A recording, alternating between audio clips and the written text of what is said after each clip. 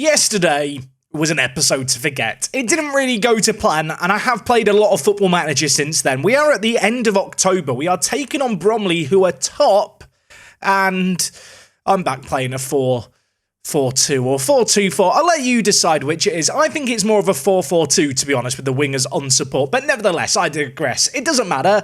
We're playing this. It has seen a turnaround in our fortunes, and I'm going to hope as we take on Bromley, who are top of the league, it's going to be enough to see us beat them, albeit kind of against the odds. We've been on a good run of form, we've signed some new players, a lot's happened since you've last here, plenty to catch you up on, so let's get straight into things.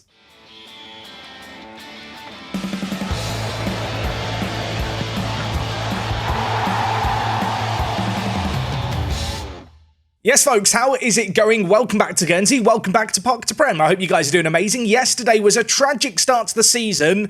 The last few months have been a bit of a recovery mission, but having reverted back to our system from last year, tweaked it slightly to facilitate some of the new additions to the squad, and signed a few new players too, we are on the up, and right now, we're up in 8th place all of a sudden. Maybe we're not so bad after all. Now, of course, last episode we started the season with 2 defeats and a draw, and, well, I'll be honest, it didn't get much better after you left. We took on Notts County in the very next game of the season. Yor got a 5.9, Charles got a 6.2, we didn't score a goal. At least we were defensively solid in this one. And in our 5th game of the season, we played host to York City, Falbo featuring in the team, the new addition to the squad. He couldn't turn around our fortunes. We were playing the 4-2-3-1.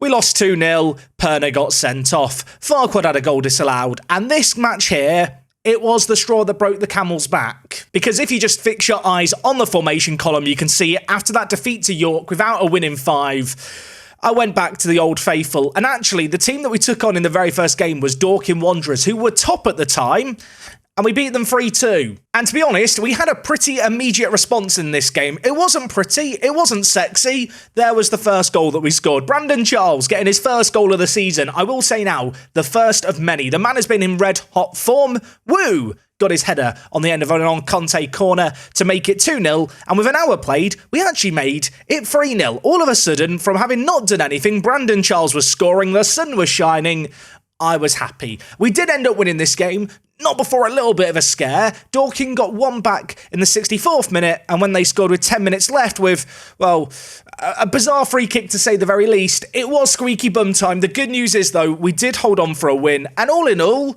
I was just relieved. I mean, look at the XG. We didn't deserve to win this one, but sometimes you need a little bit of luck. Now, since that Dorking game, things haven't been entirely plain sailing, but we've seen some really good performances in these matches. A draw against Oldham was a tad disappointing, having beat the team top, taken on Oldham, who were down in the relegation zone. A 1-1 draw at home was rather meh. The only silver lining, a really good attendance for this game. The attendance numbers are up this year. After that Oldham game, 2 wins in a row. The first, a 4-2 win against Boreham Wood, and then a first clean sheet of the season as we took on Boston United. You might have spotted it here. Brandon Charles has been scoring a lot of goals in the month of September.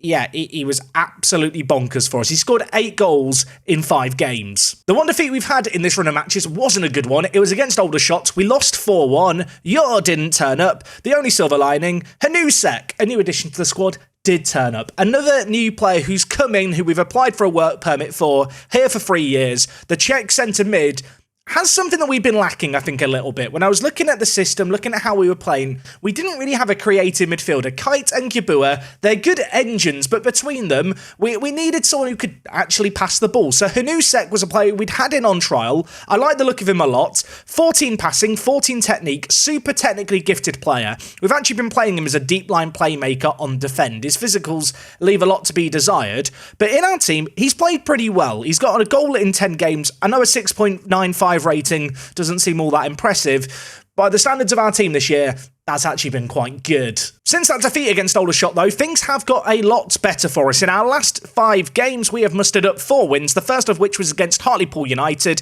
As you can see here, Robbie Orr actually got a hat-trick in this game. He hadn't scored for us before, he got a hat-trick in this game, and as you can see by his ratings in recent matches, the man's actually been in some really good form, less as a goal scorer, but more as a supplier. Last year in Park to Prem, we played Stephen Gold as a target forward, and it worked really well. We've brought the target forward back now that we've got a big lanky forward.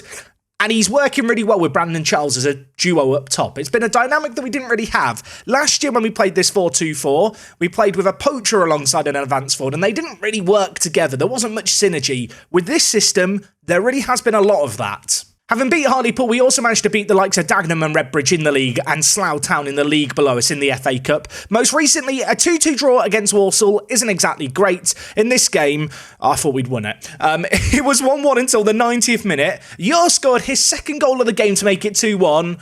Then they scored in the 92nd minute. I should have time wasted. That's all that needs to be said. Our most recent game was a 7-goal thriller. Brandon Charles scored 4 of them. In fact, all 4 for us. It finished 4-3 against Scunthorpe at home. A weird game, a wonderful game. We were 4-1 up. There was a little bit of a wobble towards the end, but we held on for another crucial win. And Brandon Charles, I mean, I don't sing this guy's praises enough. Look at the sea of green in his recent performances.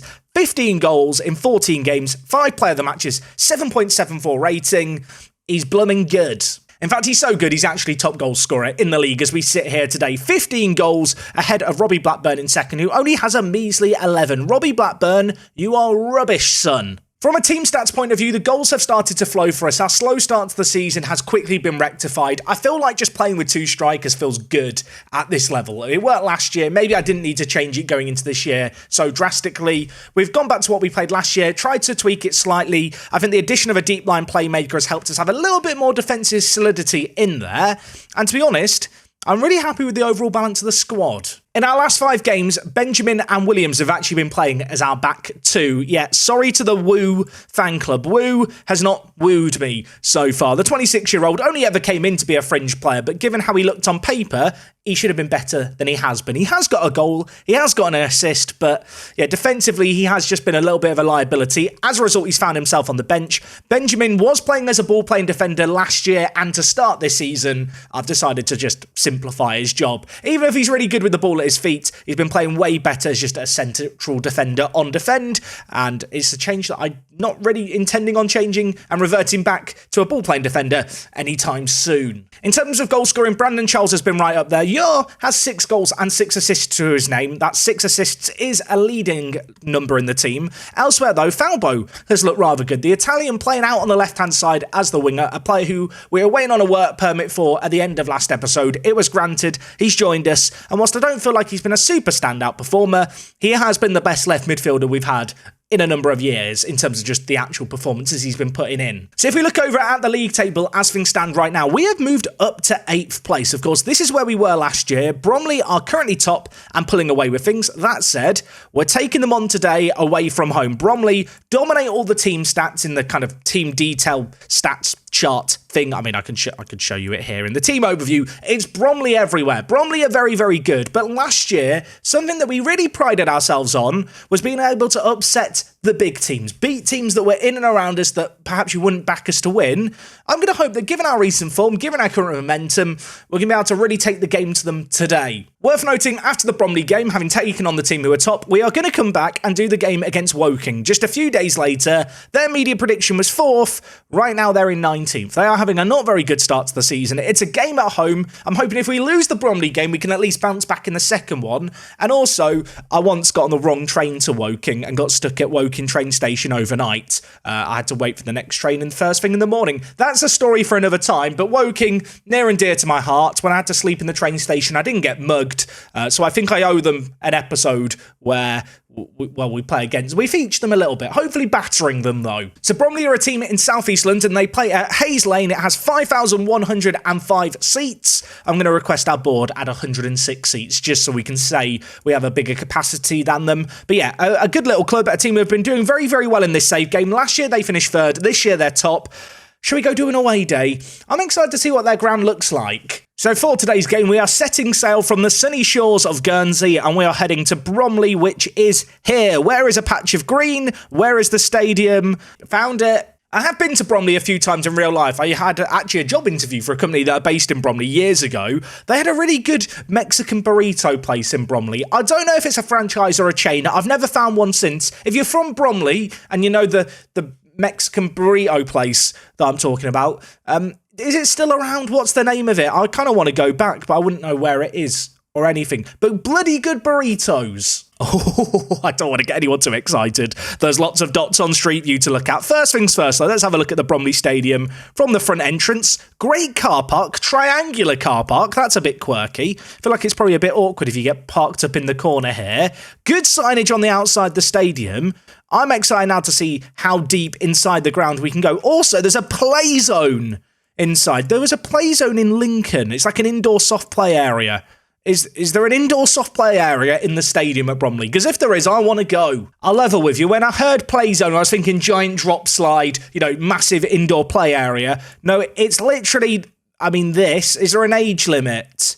Under 7s only. Well, my dreams are dashed. Look at this. Lovely seating for pre-match day. And then when you've done playing, you can just watch a game of football next door. This is just a conservatory, isn't it? Is this even a permanent roof? I'm not even sure. I'll tell you what, lovely bar area inside the stadium. I'm sure a lot of the stadiums we visit have these kind of areas, but I could never normally see them. But look at this, got a nice little projector to watch the game on maybe. There's a door here. Can we peek out the door? I can't look out the door. 3G pitches and pizza hatch this way. I want pizza. Can I keep going this way? Hello, waiter. I'd like a pepperoni and the 3G pitch, please. Ryman Premier playoff winners 2006-2007. I don't want to say Bromley are living in the past, but that is a little while ago now. Also, in terms of reception areas, am I entering a hotel here or a football stadium? There is a reception. I'm going up the stairs of this area. We're going on a little tour. Can we go in here? Hello? Oh, we can. Let me have a look. Can we see the pitch through the window? I don't want to criticise the cameraman. I do feel like a small child that can't see out the window. Why couldn't you just lift up the camera a little bit so I could enjoy the view? Of all the little photospheres that are on this map, none of them actually show the stadium, which is a bit disappointing. At least we got the play area. I feel like at this point, I just have to go to every single spot and hope one of them is the view that I'm looking for. But it does feel like they've rather arbitrarily been thrown around the pitch. Maybe one of these is a drone view. Is that a horse? That's a horse. I thought it was a cow to begin with. That is a horse. I do leave my house. I know the difference. There is the iconic indoor play area, by the way. It is just a glorified tent, isn't it? In terms of actual pitches, it's a bit disproportionate, isn't it, this one stand? I hope the seats aren't actually at that kind of angle. You've got horses next door, an indoor play area, it's questionable reception area, but there is a good car park. Bromley FC away, solid 6.5 out of 10. It has dawned on me recently, I am adding a lot of halves onto scores out of charitability. I need to cut that out. So for this game against Bromley, we're going back to the system we've been playing as of late, the system that really has seen a turnaround in our fortunes. Yor and Charles are going to play alongside each other, two players who are averaging between them in their last 5 games above 8.0 ratings. Their link-up play's been superb. Really enjoying watching, actually, the advance forward with the target forward together. Of course, Hanusek making his live commentary debut, the Czech beast. I was going to go with something more imaginative. The Czech cheater? No, that makes it sound like he's fast. He's not fast. Answers on he needs a nickname. Answers on a postcard, let me know. He's going to be playing as that new deep line playmaker. Falbo makes a live commentary debut out on the left-hand side. You might have noticed Giuseppe Perna's just on the bench. I've not really acknowledged this. Gallagher is back in the starting 11. Perna has been crap. Of course, away from home against the team who are top, I'm not exactly expecting us to go into this game and win. What I would like to see is give them a really hard-fought game. I want to cause them some issues. I want to make things difficult for them. Bromley are in some really good form. They've won 4 of their last 5 games. It's not going to be easy, but we've also won 4 of our last 5 games, so maybe we have a chance. Chandler on the near side, bringing it forward. Beats his man, skips past him. The number 23 looks absolutely rapid for Bromley. Lays it back to Richardson. Collier's there. Richardson plays it in. Benjamin reads it well initially, but then panics in possession. And McDonald forced into a good little save to turn the ball around the post. 20 minutes into this game, shouting demand more. Getting the shouty going early in this one. Bromley have been on top in this game. We have created a couple of opportunities, but nothing we've seen as highlights. I suppose the one silver lining to acknowledge at this point is we do still have a clean sheet. With this system, we're not as good defensively. We know that. You should know that by now. This 4-2-4 doesn't do defending very well. It is very much an attitude of, we will score more than you. And well, I was hoping for a second we might be able to score more than them there. The ball played in, dealt with well by Fish. Chandler playing it forward to Johnson. Bromley with lots of players in this attack. Jarman bringing it forward here. Plays it inside, smashes it home. and makes it 1-0 Bromley. We'd committed men on the attack from that throw-in, and to be fair, it's just an incisive breakaway. McGuinness, not particularly keen to get back in position and stop Jarman. He skipped past his man, he hammers it home. Bromley have the lead 10 minutes before half-time. I really did big up Yor and Charles before this game as a striking duo. They've not done anything in this game. Brandon Charles, who scored 4 last game, is having his worst game since, well, probably last episode. He was awful last episode. Apparently he's become camera shy. At the break, we're a goal down.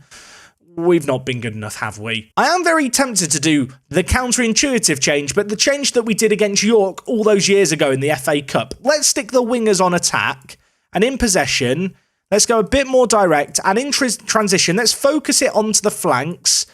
Let's play as wide as we can as well. Let's use the width of this pitch, get the ball into the wide areas. Our Conte and Falbo, very, very good with the ball at their feet, especially Falbo, extremely technically gifted.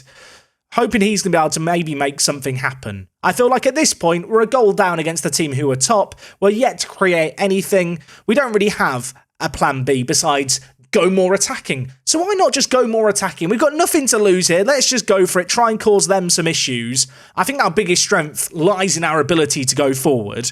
We might as well try and lean into that a little bit in this half as, well, we do have the ball. Yabua to Hanusek, who has that deep line playmaker. Does just drop a little bit deeper than what we've had in previous years to offer himself up. Yor holds up the play nicely. Yabua now with it. Hanusek is in the middle if Yabua wants to play it to him. Benjamin plays it forward. Conte, lovely build-up play. Options in the middle. Falbo scored his first goal for the club.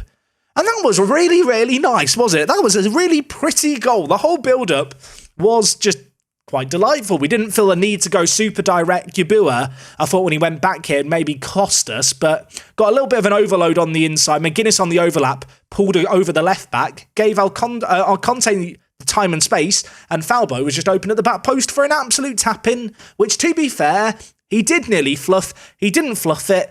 Let's hope we're not about to fluff the lead. Lots of fluffing going on today. It's like a set. Malbo has the ball. Williams, let's keep the ball alive. I mean, if we go and score another, I'll party. Ordinarily, I'd be annoyed about that ball forward as well, where we've lumped it long. But to be honest, with Yor's ability in the air, we can absolutely back him with big balls forward. Last few years, we've not had a big striker who I'd back to challenge centre-backs. Yor is that man, and I'll tell you what, that is a ridiculous ball by McDonald to Charles, who is all on his lonesome and has scored a sexy Route 1 goal. And some people will say, how can it be sexy? I'll tell you how it can be sexy. Did you see us dancing for the celebration?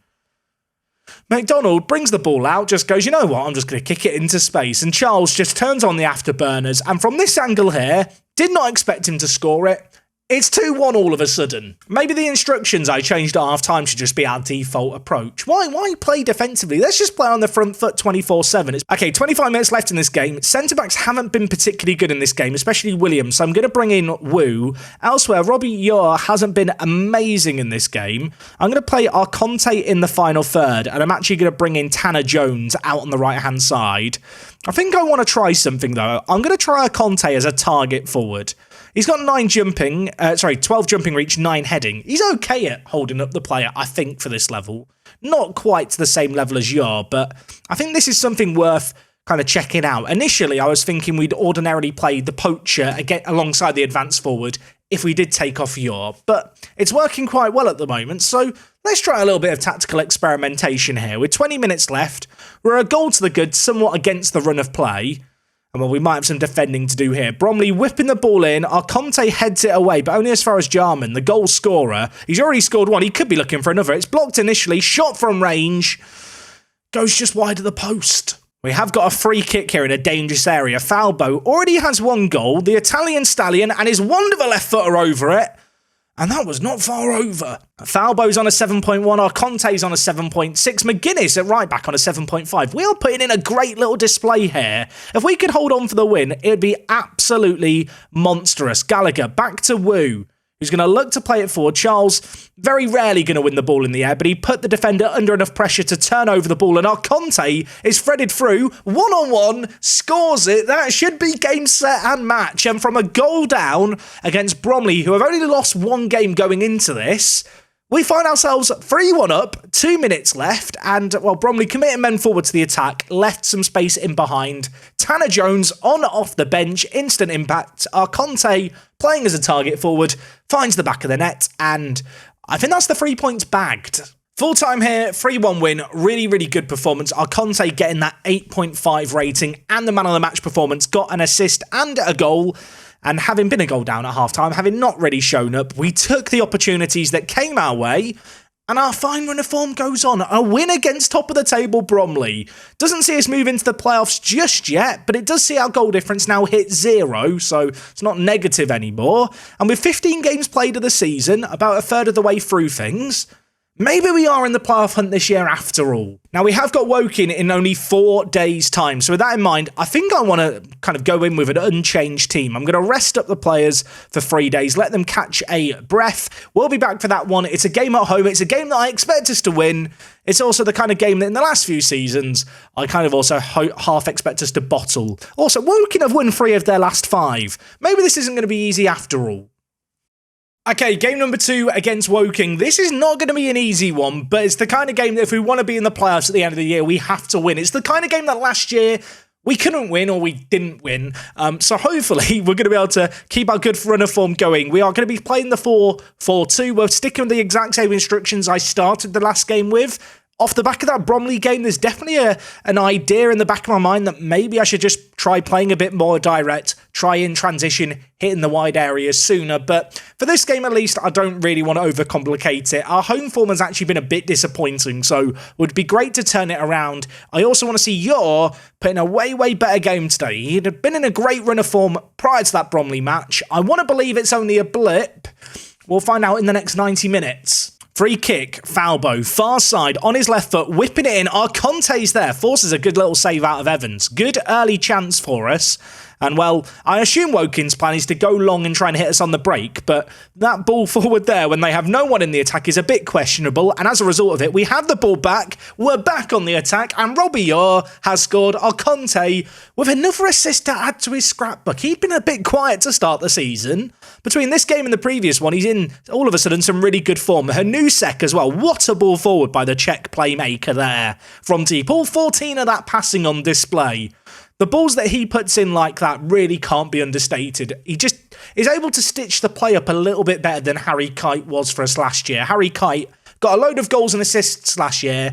I don't want to say he was a bit of a set-piece merchant, but they definitely kind of bumped up his stats. And I do feel like between Gibua, who's almost putting a sensational ball forward there, and Hanusek, we just look great going forward. Yor challenging for the header. Charles gets there, forces a save out the keeper. I'll tell you what, Woking don't look like they know how to defend. We've got them on the ropes here. A second goal early on could put us, I feel like, beyond reach based on what we've seen so far in this game. The ball's whipped in from the corner, headed away. Our Conte trying to put it back in, blocked away for another corner. Pressure ramping up. We are really kind of turning up the temperature here. Woking on the back foot. Our Conte looking to get it to the near post. Williams is under it. On this occasion, he can't get his header over the ball, though. McGuinness challenging for the ball, wins it really well, but straight to Terrats. Now Woking on the far side. Woking, by the way, only one shot so far in this game. They've had 37% of the ball. We are having a lot of possession. That said, they're through here, and Tom Cannon scores. All that possession, limiting their opportunities, means absolutely nothing if you let them get through like that. Who was the defender there? Was it Williams? I think it was Williams who was just caught a bit flat-footed. Gets the wrong side of his man. To be fair, Benjamin steps up unnecessarily. And, well, McDonald, not really helped by his defenders there. Simple one-on-one finish in the end for Cannon. And for all that good football we played, it means absolutely nothing. The score's 1-1 again. I say the score's 1-1 again, of course. It started at 0-0. I mean, we're all level again. The football matches don't start at 1-1. That would be mental. Gibua with the ball, bringing it forward. They had a big goal kick forward. Gibua picked up the ball, and I'll tell you what, he only had eyes for goal there. Shame he didn't have the technique to back it up. Free kick for Woking. Ball with rolls. It's put into a dangerous area, but headed away well. That said, plenty of men committed to the attack. However, the ball given straight back to us, and the ball played forward towards Brandon Charles. He is quick. Could have a chance of a difficult one-on-one, but it didn't look difficult, did it? Gibua with the assist. Charles gets another goal to add to his collection, and it's another just big direct ball forward. Brandon Charles, he's quick. He sits on the shoulder of the last man, and from this situation here, I mean, the ball is absolutely ridiculous, to be fair. The finish, though, superb by the number 22, in at the near post, tucks it away, we're back in the lead, and I think we deserve it. Okay, half-time here, 2-1 to the good, definitely deserve that on the balance of play. Woking did create a couple of opportunities, but just the one shot on target that found the back of the net. We've had a lot of the ball in this game as well, which is nice to see. Of course, with this exact same setup and exact same instructions, we didn't dominate the play like we have here against Bromley. I don't know if that's down to a difference in the quality of the two teams, perhaps how Woking are kind of approaching the game as well, and just the overall quality the teams possess. That said, feel like I'm justified, I guess, in my decision not to change up the system too much. I say that as they're on the attack. I really do like to put my foot in it, don't I? Talk about how great we've been as they're on the offensive. It's played in behind the defence again, and McDonald in goal has made a really big stop there. So far, it's been a really good team display for us. Just before the hour mark, have noticed Gallagher is on a yellow card and on a 6.4. I think I'm going to take off the left back. I'm going to hope that dilly-dallying on that decision isn't going to cost us, as William brings the ball forward for them, and that shot very nearly went out for a throw-in. Okay, Giuseppe Perna, mate. You have been not great so far in your time at the club, but today might be your time to shine. You're going to play on the left side even though you're right-footed. Elsewhere, Falbo's not been good on the left-hand side. I'm going to bring in Will Merry. We're going to stick with that inside-forward instruction that I have on him. That's kind of a hangover from previous seasons, but it's worked well, and oh my word, I thought Yor was about to score a crazy goal there as we tapped back into Football Manager. Might need to get some defending done here. Tarat plays it forward to Finlay. Into the box, squares it, Cannon hits it. What a save that is by McDonald, by the way. That is mad. I was about to change this to positive from attacking, and then another highlight began. What's about to happen? Big jumping reach, gives it to Brandon Charles. It's the big man, little man combo. This goal's going to count. It's 3-1, and McDonald at one end was saving our bacon. Up the other end, it's the striking pairing, working magic again. The cross-in, by the way, is horrific here by McGuinness. He's completely overhit that. Yur's done amazing to keep it in a dangerous area, and Charles just nips in ahead of the goalkeeper to score. Arconte, free kick in a dangerous area, whip back post, Cannon is under it and heading it away initially. Glover now looking to bring the ball out from the defence for Woking. No one really in support. I want to believe we can deal with this here, although I'll tell you what, he skipped past all our players. If he scores at the end of this, it'd be outrageous. Unfortunately, McDonald, not a fan of football, doesn't want to see sexy goals, he wants to stop them, and to be fair, who can blame him? He has made some pretty good stops in this game. 10 minutes left, 3-1 to the good. I don't want to say we've been in complete control in this game, because to be honest, Woking have caught us on the break a couple of times, but I definitely think we're worth our lead, and when you look at the team performance, it's been a really, really solid display across the board, and with 3 minutes of added time, we're going to win both games today. There might even be a chance of a fourth goal here from the corner. Williams is there. He scores. That's 4-1. That's game over. Oh, what a turnaround in fortunes after last episode. Full-time whistle goes here. Brandon Charles with 2 goals. Yor with a goal and an assist. Arconte with 2 assists as well. Just a really, really good display in the end. Yor did end up picking up man of the match, deservedly so. After a disappointing first match, he turned up in this one. And with that win, for the first time all season, we find ourselves in the playoff spots. We are up to 7th place. We're only 6 points behind Bromley. I mean, maybe I'm getting a little bit carried away, but we're playing some really good football at the moment. I mean, when you look at our start to the season, it was beyond tragic. But look at this. All of a sudden, we are climbing up, we are flying high, and now we're in 7th place. It's the highest we've been all season. Probably should have mentioned this earlier. Bit disrespectful to mention it now, really. But alongside Christian Naveen, who did leave us as of last episode for 140k, we have also sold Iwemene. He wanted to leave the club. He wanted to go to Poland. We sold him for 18k. Obviously, he was a useful squad player for us, but never really a regular starter. I have just noticed he's currently out injured. So maybe I was justified to sell him. With his departure, though, I have made the decision to promote Ryan Borg from the youth team to the starting 11. I say the starting 11 to the first team. He's not in the starting 11. But when you compare him with Iwemene, I think they can do pretty similar jobs as backup centre mids for us. Like I said just a moment ago, compared to last episode, there's loads of reasons for optimism. This 4-2-4 really does seem to work well. I've really enjoyed actually watching the target forward work with the advance forward. It was nice to see it a couple of times today. And really good as well to see Arconte starting to shine, really starting to put in some good performances out on that right-hand side. He looks really solid. In terms of when we're going to be back next time, not entirely sure just yet. We are into the FA Cup first round. We're taking on FC Halifax Town, who are a League 2 side, so it's an interesting game, but it's the kind of game that I don't think is going to defy our season. It's not the kind of game that has a load of high monetary stakes on it. With that in mind, if we get to the second round of the FA Cup, maybe we'll be back for that.